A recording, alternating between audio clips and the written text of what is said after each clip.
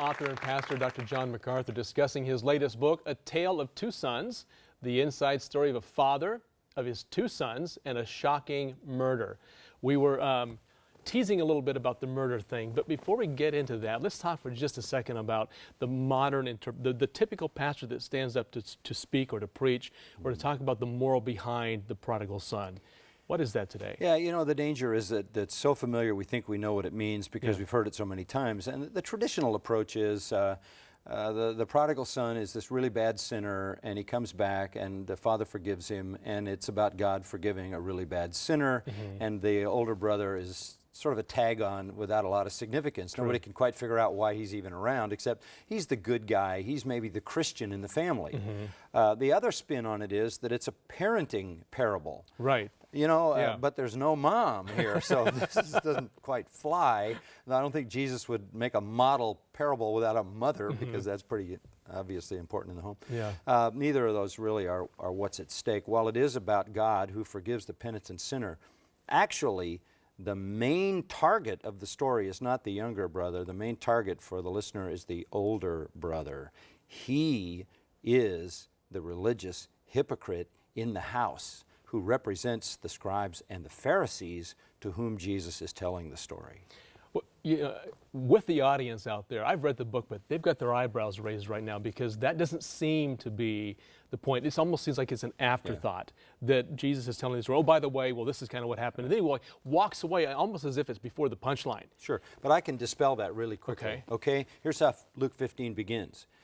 The tax collectors and the sinners, the scum, the riffraff, the lowlife, were coming to Jesus and listening to him. Right. And the scribes and Pharisees said, "This man receives sinners."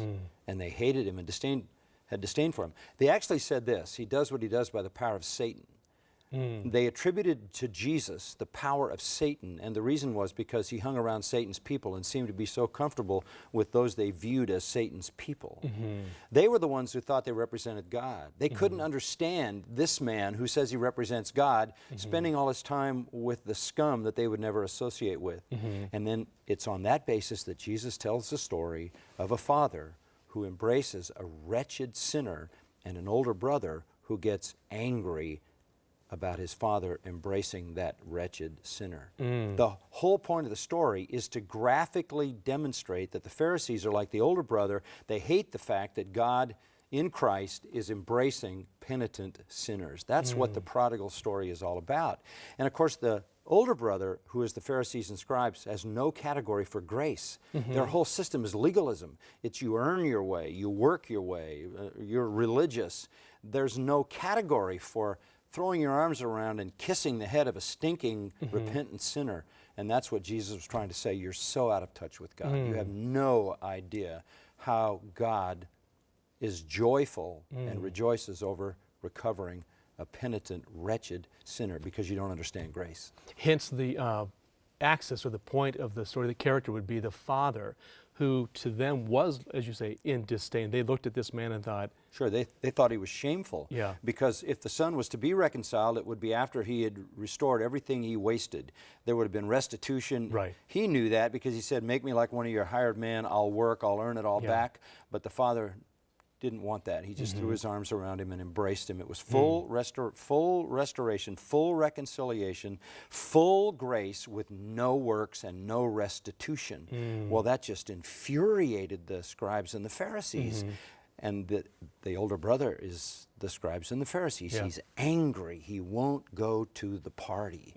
Well, he doesn't either, because he comes home from work, gets the mail out of the mailbox, walks up the driveway, hears the band playing, smells the food, and he stops, and he has no idea at this point what's going on. And I like, he doesn't call his father, does he? He calls, you said he calls a child over. Well, yeah, a young boy in the Greek, a servant, and said, "What in the world is going on?" And then when he finds out what is going on, and he's confronted by his father comes out, and his father offers him the same thing he offered the younger son. He'll embrace him. He'll take him to the celebration if he will admit his hypocrisy, if he will admit his superficiality, if he will embrace grace and forgiveness, the Father will offer it to him. He says that. And the son disdains that because he's so captive to his legalistic, self-righteous system. So you have a contrast between true salvation, which is pure repentance and grace, and false salvation, which is works righteousness, by which the scribes and Pharisees and all legalists try to earn their way into the favor of God. And yet, looking at the top of the driveway, the Pharisees and scribes see the elder son, and they see the father, and they're, to a degree, thinking that the elder son has a point. That the father... Sure. Yeah. Oh, they agree. They think the elder son is the only person who's upholding honor. Yeah. Finally, an honorable person. You have a dishonorable son. You have a dishonorable father who embraces a dishonorable son, a shameful father. And so when the elder brother jumps into the story and upholds the honor of the family, this is when the Pharisees and the scribes cheer. Yeah. That's our guy. That's our guy. And that's Finally. Yeah. And they're actually in the story at that point because Jesus has included them in the story to illustrate the fact that that's the reaction they have toward him when he embraces sinners, which he did through his whole ministry. And they think they're in touch with God. The fact is they're completely out of touch with God. At that point, the story stops. Right. And you're left with this penetrating question, what did the older brother do? Yeah. What was the older brother's response? And it's not written. And the interesting thing about it, when they told stories in the ancient world, they often broke them into stanzas. And typically they would parallel the stanzas. There are 8 stanzas about the younger boy and the father, and there should be 8 about the older boy and the father, but there are 7. Even its construction. Its construction leaves something out. Because when you were passing things on orally, having stanzas like poems made it easier to remember. Right. It's not there. And anybody would know reading that in ancient times that the end of the story hasn't been written. But it would be written because the older brother would write the end of that story. And that's where the murder comes in. It does, doesn't it? Yeah. And I would love to say it, but I'm not going to because it's a great story. Because you just would, I mean, it's one of those things when you go, the plot twist when you go, oh, it was right in front of me all the time. I never saw it. Right.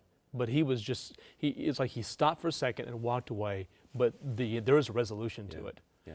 You wish the end of the story went like this. The older brother, seeing his own sin, recognizing his own evil heart, recognizing a lack of relationship with the father, fell on his knees, said, "Father, forgive me."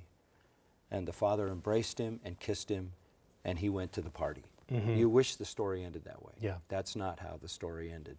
The Pharisees and the scribes wrote their ending, and it came a few months later. Wow. That's as much of a tease as we're going to get, isn't it? Well, if I were writing it, I'll say this much. I might write it in the genre of the parable. The ending would go like this. The older brother saw a piece of wood, picked up the piece of wood, and beat his father to death. A shocking murder.